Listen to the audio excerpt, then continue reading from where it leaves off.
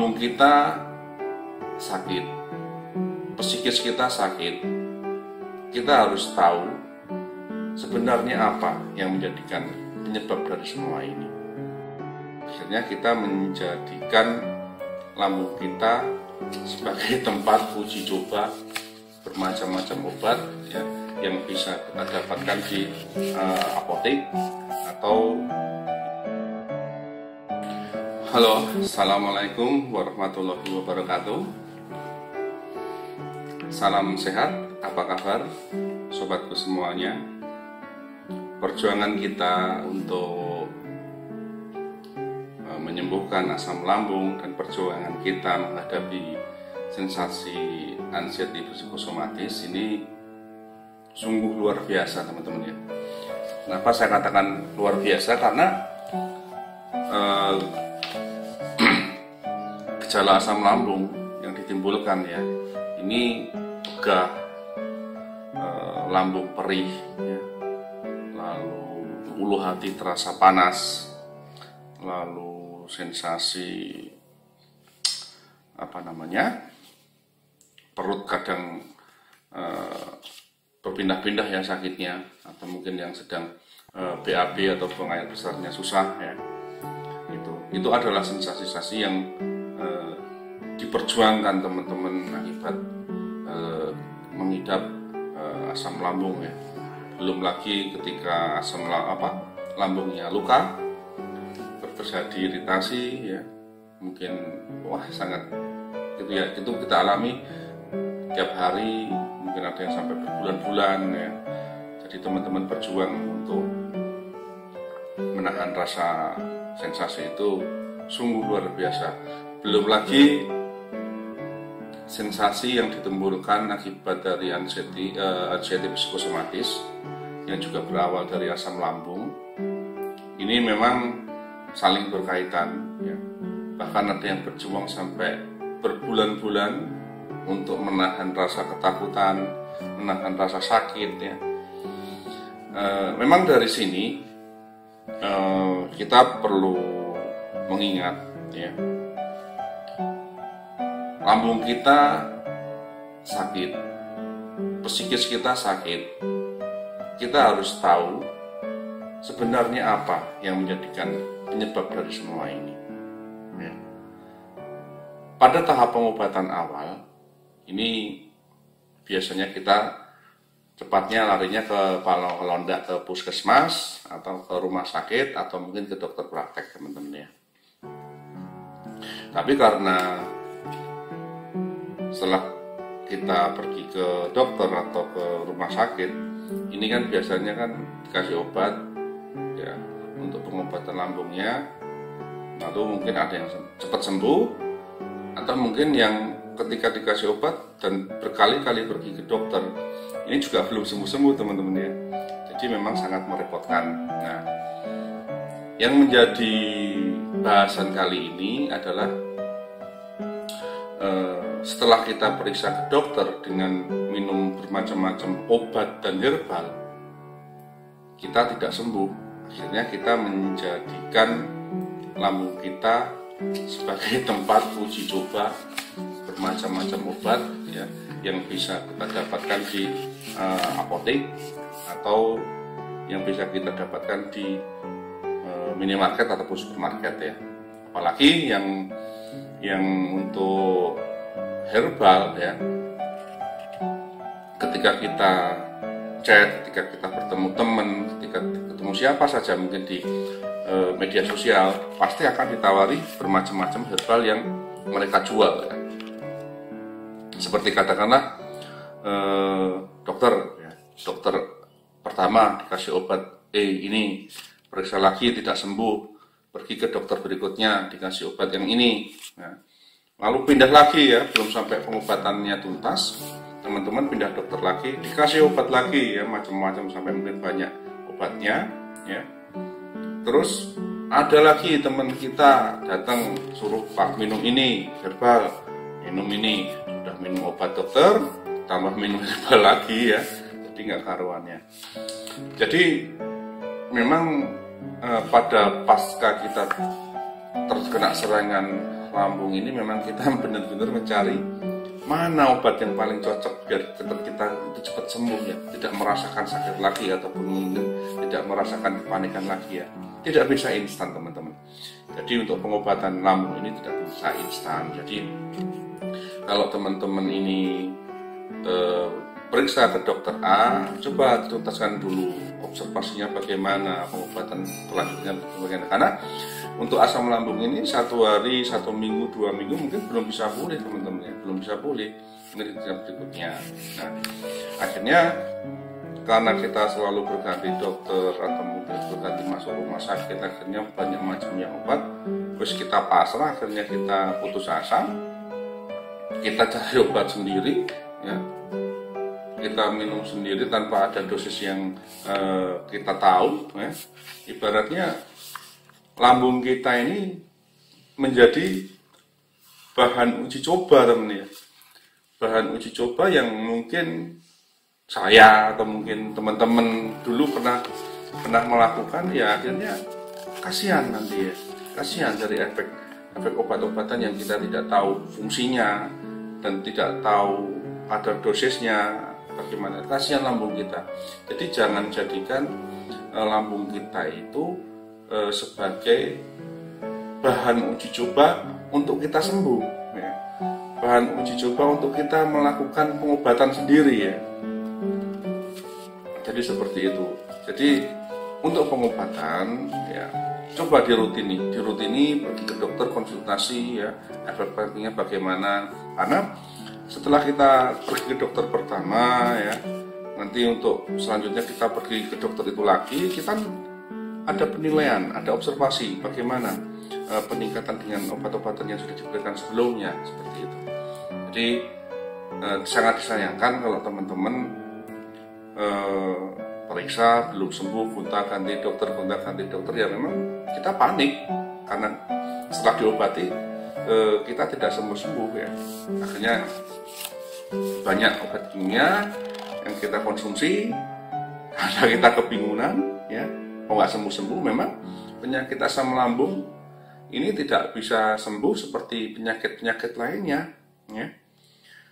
Diobati 1 minggu panas gitu ya, udah selesai sembuh. Enggak, kalau memang karena untuk asam lambung ini pengobatannya tidak hanya sekedar obat saja ya, selain diobati dengan obat-obat medis, tentunya pola makan, cara makan, jenis-jenis makanan apa saja yang perlu dihindari. Nah, apalagi ketika asam lambung sudah disertai dengan anxiety psikosomatis, waduh, ini lebih sulit lagi untuk pengobatannya ya. Karena untuk psikosomatis ini, anxiety psikosomatis ini, pengobatannya memang sebenarnya dari kita sendiri ya. Kita minum obat depresan, ganti dokter minum obat anti nyeri dan sebagainya. Ini kadang memang nggak hilang ya. Tapi memang dianjurkan ketika kita ada depresi yang begitu sangat ya, yang depresi sebenarnya ini terjadi setiap hari dan mungkin membuat kepayahan teman-teman atau kita tidak bisa tidur ya, memang dianjurkan pergi ke psikiater untuk mendapatkan obat-obatan yang cocok dengan dosis-dosis yang mungkin teman-teman bisa konsumsi gitu ya. Tapi jangan terus mencari obat sendiri ya, karena bisa dibeli di pasaran, kita minum sendiri kan, kita nggak tahu efek sampingnya apa untuk tubuh kita ya. Jadi masalah obat ini perlu dihati-hati, apalagi ketika teman-teman sudah masuk ke anxiety psikosomatis ya, dengan gejala-gejala yang ketakutan ya. Akhirnya sebenarnya lambung kita sudah sembuh karena ada kecemasan dan ketakutan yang berlebih. Akhirnya dari rasa cemas dan stres itu membuat lambung kita itu juga bisa terpengaruh ya, asam lambungnya naik lagi, bisa terjadi gitu ya, seperti itu. Akhirnya ketemu A, ketemu B, ketemu si Anu, ketemu si itu ya, ketemu di grup, ketemu ini, ditawari obat, kita beli, kita minum. Kita tidak tahu apakah herbal itu cocok untuk lambung ya. Kalau jenis-jenis madu ya, mending cari madu yang murni ya, kita minum itu nggak apa-apa untuk menjaga ketahanan tubuh kita. Tapi kalau sudah ramuan-ramuan yang mungkin kita tidak tahu kandungan ramuannya itu apa, yang kita minum apa ya, jangan sampai istilahnya menjadikan lambung kita berimbas ke organ tubuh yang lainnya. Mungkin kita salah minum atau bagaimana, akhirnya merambat ke organ-organ lainnya seperti limpa, ginjal dan sebagainya. Jadi untuk obat itu hati-hati sekali ya untuk kita konsumsi ya, karena sebenarnya kalau kita sadari asam lambung ini sebenarnya sangat mudah untuk penyembuhannya. Cukup tahap awal kita periksa ke dokter, lalu diobati dengan obat yang bisa menekan tingkat keasaman di lambung kita ya, sehingga asam lambungnya itu tidak terlalu tinggi, normal kembali. Mungkin ada yang luka, itu biasa diberikan obat-obat yang bisa menutup selaput-selaput yang luka tersebut, insya Allah 1 bulan 2 bulan sembuh gitu ya. Tapi kalau kita ngawur berganti-ganti obat ya, itu akan menjadikan fatal pada lambung kita sendiri ya. Makanya kesalahan minum obat itu bisa mengakibatkan penyembuhan lambung ini tambah semakin lama, teman-teman ya. Apalagi ketika saya temukan banyak komentar-komentar yang mungkin sebenarnya saya tidak tahu apakah mereka itu frustasi atau mungkin putus asa ya. Sudah makan pedas aja, tidak apa-apa, jangan diabaikan, jangan pantangan. Kalau menurut saya jangan dulu teman-teman ya, jangan dulu. Mungkin kita tidak tahu apakah mereka itu benar-benar memberikan support atau memberikan suatu keterangan yang baik untuk kita ya. Makanya kita jangan terus kita percaya, wah ikut-ikutan aja ngawur makannya. Akhirnya ketika kita makan tidak cocok, kita kambuh lagi, kita yang merasakan. Makanya untuk asam lambung ini kuncinya cuma satu. Pokoknya teman-teman yakin penyakit lambung ini adalah penyakit yang anggap baca biasa, hanya disembuhkan melalui bisa dengan puasa atau mungkin dengan pola makanan ya. Yang penting lambung kita itu bekerjanya tidak berat ya, tidak berat. Makan yang halus ya, yang mungkin makan yang tidak boleh diperbolehkan, pantangan hindari ya. Jangan diiyakan. Karena dulu saya juga pernah teman-teman, wah waktu saya asam lambung sama teman-teman, wes dikasih ini obat ini, pokoknya obat aja dia bilang, pokoknya ini obat, yang penting kamu percaya ini obat gitu. Kita minum, akhirnya ya kalau kita percaya mungkin gimana ya, antara bisa dan tidak kan gitu. Kita minum ya, seperti kita minum waktu itu minum jus lemon ya, minum air lemon, ternyata setelah kita minum, waduh nggak karuan. Akhirnya kita yang merasakan sendiri, dia yang menganjurkan ya sudah, kok nggak apa-apa, kok segitu gitu ya, kok bisa seperti itu gitu. Karena memang kita tidak bisa, karena dia tidak mengalami apa yang kita alami, makanya mereka tidak tahu. Kalau semua dia obat ya susah ya, seperti itu. Pokoknya asam lambung teman-teman yakin bisa sembuh. Rubah mindset mengeluhnya, aduh sakit ini, aduh ini gejalanya ini, rubah bagaimana cara mengatasi, mengobservasi diri sendiri. Oh saya sakitnya seperti ini. Jangan dijadikan lambung kita ini sebagai tempat uji coba jenis-jenis obatan ya, jenis-jenis obatan yang belum tentu kita cocok, yang belum tentu kita tahu, apalagi kita mendapatkannya bukan dari dokter ya, dari anjuran sana, anjuran sini. Wah kacau itu nanti ya, kacau, malah bisa membuat lambung kita semakin parah ya. Jadi teman-teman perlu bijak juga untuk membaca saran ya, melihat komentar-komentar yang diberikan ke kita. Baik, boleh, mungkin saran itu menjadi support untuk kita, support untuk sembuh ya, karena pertemanan ini juga merupakan satu bentuk support juga ya, semangat ya, menyemangati kita untuk bisa bertahan melawan asam lambung ini. Apalagi kalau sudah dengan anxiety psikosomatis ini, memang dukungan support dari motivasi teman-teman ini dibutuhkan juga gitu. Tapi asal jangan ketika kita dianjurkan tawari obat ini, obat itu, herbal ini, herbal itu, ya kita konsumsi tanpa memperhitungkan efek sampingnya nanti itu apa. Kasihan sebenarnya, saya kasihan juga sama teman-teman ya, ketika saya lihat di media sosial ini ya, banyak yang berjualan obat gitu ya, obat ini mak, obat ini bang, obat ini kak, mbak, ya sebagainya. Saya kasihan, artinya ikhtiar itu perlu, tapi yang namanya obat ini kan kita juga harus hati-hati ya. Kalau herbal yang sifatnya tidak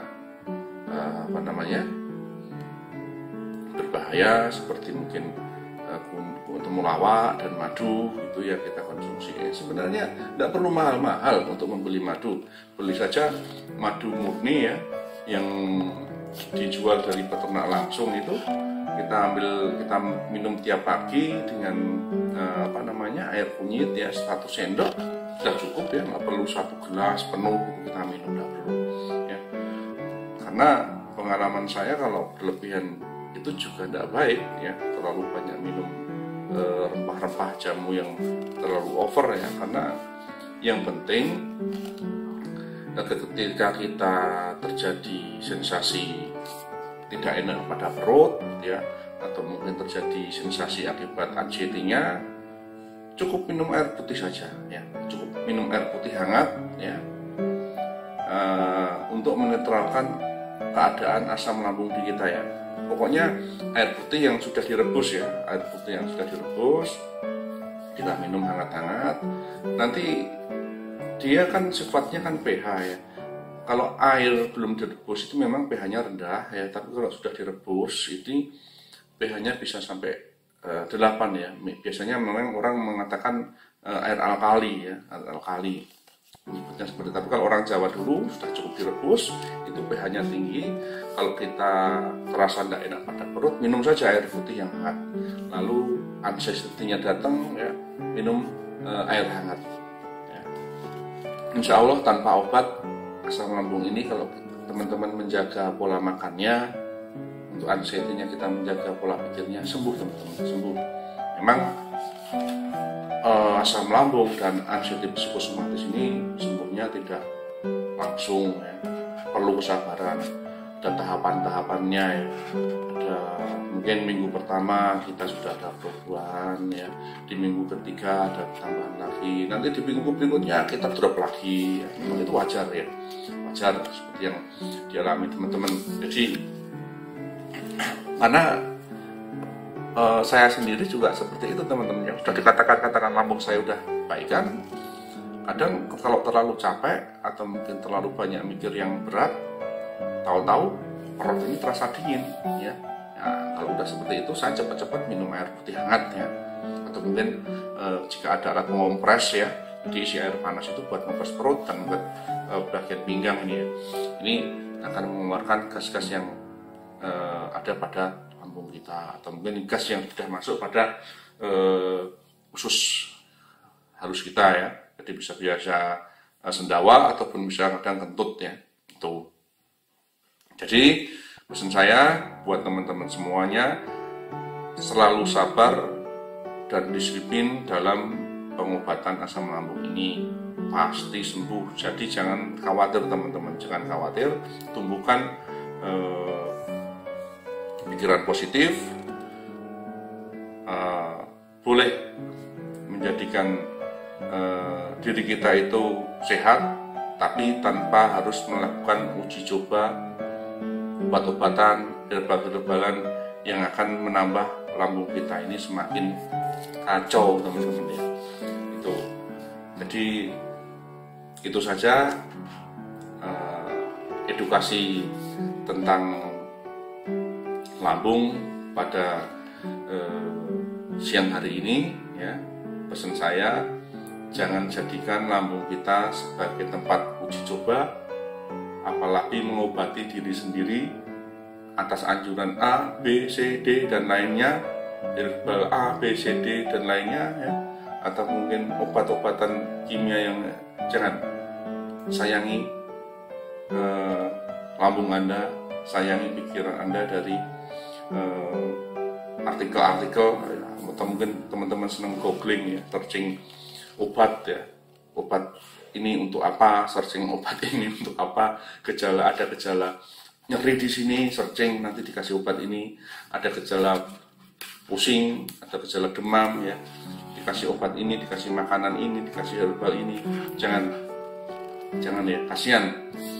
Cukup jika Anda mengalami lambung yang mungkin ada sensasinya keluar dan juga mungkin anxiety psikosomatisnya keluar, minum air hangat ya, secepatnya minum hangat ya, agar tubuh kita ini sembuh dengan alami, sembuh dengan kuat, karena tidak terkontaminasi dengan obat-obatan kimia yang mungkin tidak dianjurkan ya. Itu.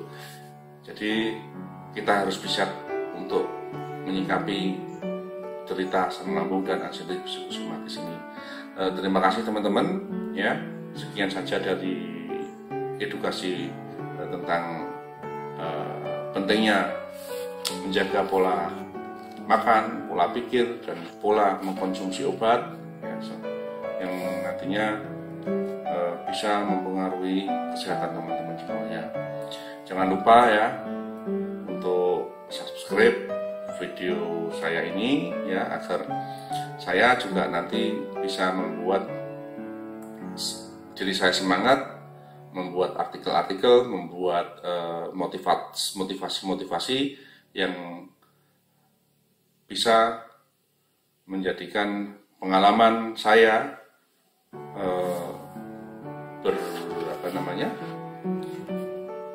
guna untuk teman-teman semuanya. Jangan lupa subscribe-nya ya, like-nya. Kalau ada pertanyaan, teman-teman boleh masukkan pertanyaan di kolom komentar ya. Kita akan sharing bagaimana hal yang terbaik untuk kita lakukan demi kesembuhan lambung kita dan kesembuhan anxiety yang sedang kita derita ini teman-teman ya. Dan juga jika ada manfaat dari video yang saya sampaikan ini ya, share ke teman-teman yang lainnya ya, sampaikan ke teman-teman yang lainnya yang sedang mengalami ya, pertama kali anxiety sama asam lambung ya. Karena asam lambung ini tahun-tahun ini ngetren, banyak sekali penderita-penderita baru yang bermunculan ya akibat pola makan yang buruk ya. Jadi semoga benar-benar video ini membantu teman-teman semuanya. Terima kasih.